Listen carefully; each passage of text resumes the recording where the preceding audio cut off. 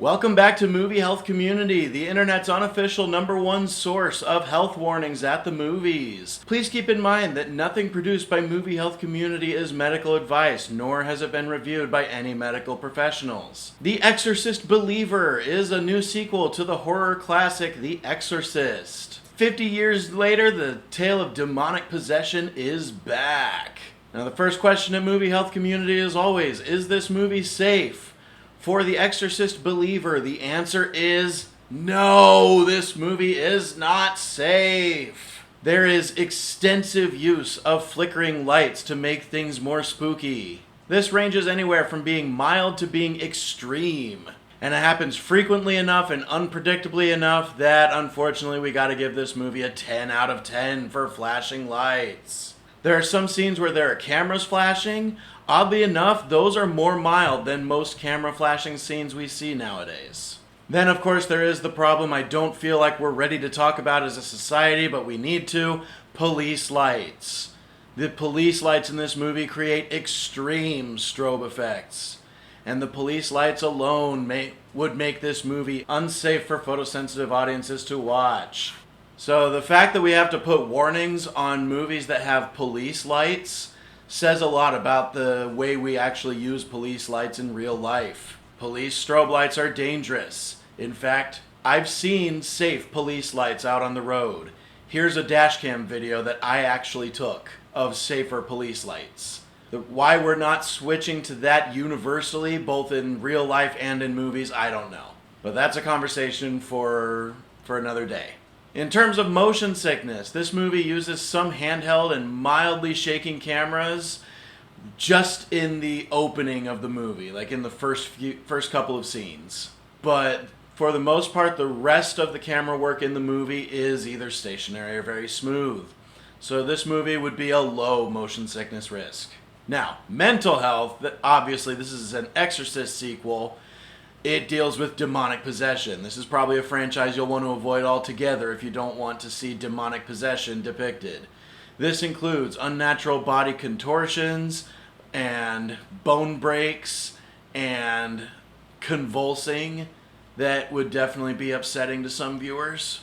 And there are 2 instances of rather extreme vomiting, all on screen.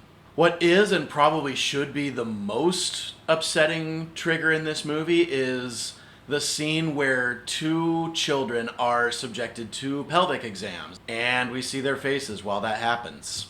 Now, there is one more big trigger warning that I want to talk about, but it's a huge spoiler for this movie, so I'm going to save it to the very end of this video. Now, is The Exorcist Believer any good? No, it was boring. It was just, it was a slog to get through. I appreciated that there were long, unbroken shots.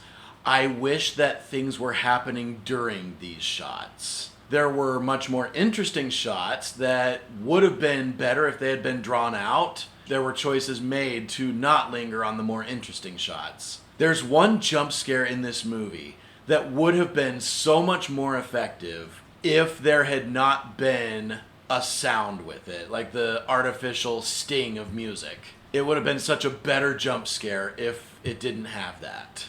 When we finally do get to the exorcism scene, it is fairly intense. There's a scene of people at church, and the congregation is singing, and they're harmonizing beautifully. And I have to wonder if the sound designers have ever actually been to church. I grew up going to church every Sunday, and the thing that really took me out of it was the fact that this congregation was doing these beautiful harmonies and nobody was out of tune. But no, this movie, the build-up to the exorcism scene was just boring. The fan service with Ellen Burstyn was not fulfilling at all.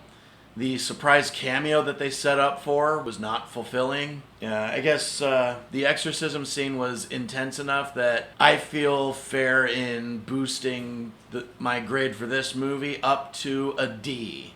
Thank you so much to our readers on Tumblr and Facebook, and an extra special thanks to our patrons over on our Patreon page, whose names are scrolling across the screen like credits right now.